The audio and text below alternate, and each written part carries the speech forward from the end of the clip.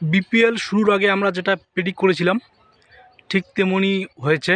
এখন পর্যন্ত বিপিএল আমরা বরিশাল এবং রংপুরকে এগিয়ে রেখেছিলাম এবং তারাই পয়েন্ট টেবিলের শীর্ষ দুটি দল, এবং কি আমরা আশা করি তারাই প্রথম কোয়ালিফাই খেলবে এবং তাদের মধ্যে ফাইনাল খেলার সম্ভাবনা অনেক, কারণ তারা একটি ম্যাচ হেরে গেলে আরেকটি ম্যাচ সুযোগ থাকবে যদি তারা টপ দুইয়ের মধ্যে শেষ করে।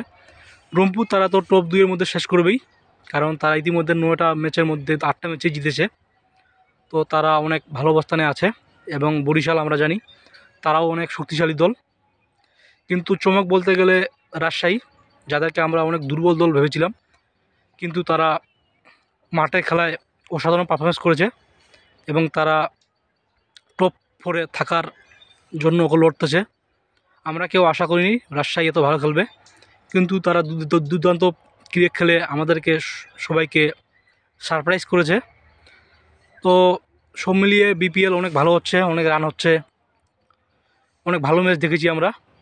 আশা করি সামনের লাস্ট রাউন্ডে ঢাকায় আমরা ভালো ম্যাচ দেখব এবং একটি জমজমাট বিপিএল হচ্ছে, এবং জমজমাট বিপিএলটা